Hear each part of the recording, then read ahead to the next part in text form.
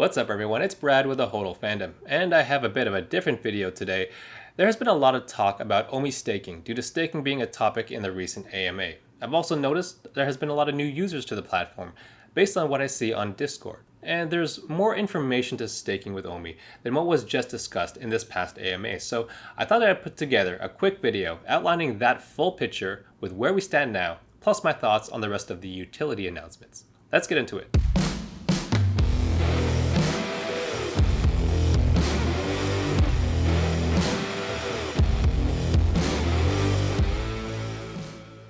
For many, this information might already be known, but I think, or at least I'm hoping, I could shed some light, especially to those new people. I want to first clarify, a lot of people are discussing their interpretations and predictions of what exactly we'll earn with staking.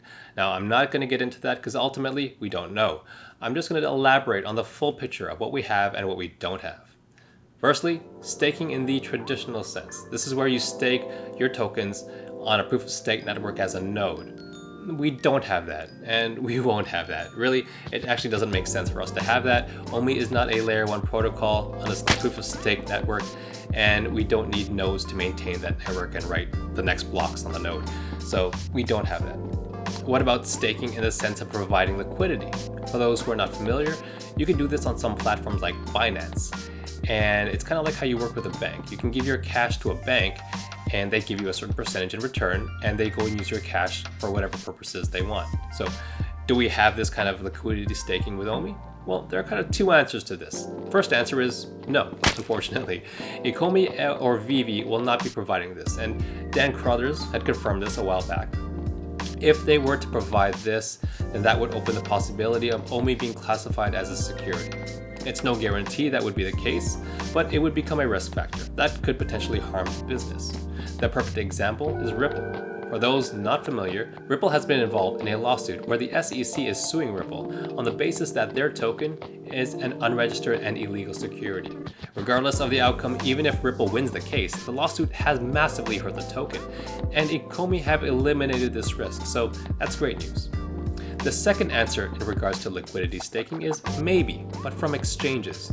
You see, this was available on Ascendex, previously known as BitMax, and we had this option earlier in the year. Once we migrate to Mutable X, will we see this kind of staking from Ascendex or other exchanges? Maybe. It's definitely a possibility since we have already seen it in the past, and my gut says probably, but we ultimately don't know, so let's put that in a maybe category. So let's talk about staking we do have. To me, it seems like this whole security classification issue is the main driver of how the ecomi team rolled out their staking program. It seems they made a clear and concerted effort to ensure the value of what they're offering does not have an initial real-world value, so to avoid to be classified as security. Their staking program allows users to unlock features in the app. You must stake to unlock these features. We don't fully know what these features are, but we do know there will be 3 tiers. For every higher tier, the more you have to stake. But the more you have to stake, the higher tier you have, the more you unlock. Staking will also earn your points towards the Master Collector program. These points can be used for things like the drop lottery to give you better chances at NFT drops. So that's where we stand with staking with OMI. For new users, the word staking in regards to any token is causing some confusion because it's not the typical staking where you have a certain percentage in return.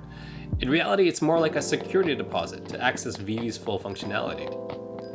Overall, staking combined with the OMI utility is great for the OMI token. However, there is one thing that really sticks out when people say staking will make the OMI token increase in price.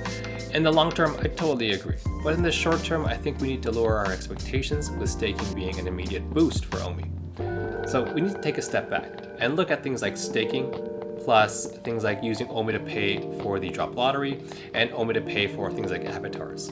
These are all within a somewhat closed environment of the Veve user base. In other words, only Veve users will use these mechanisms. The more users, the more these mechanisms will have an effect, and I do expect to eventually get there.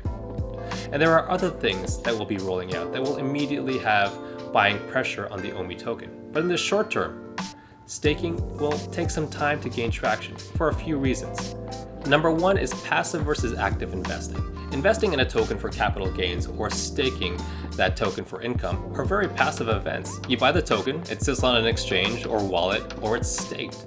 Now, to take advantage of OMI staking, users now switch from being passive to more active, where you need to participate in Veve and the veveverse when that rolls out. And that leads to my second point of conversion.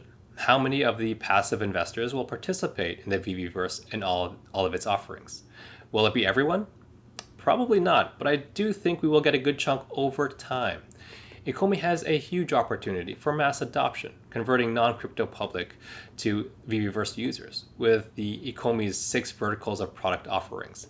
Again, that won't happen overnight and that won't happen right away.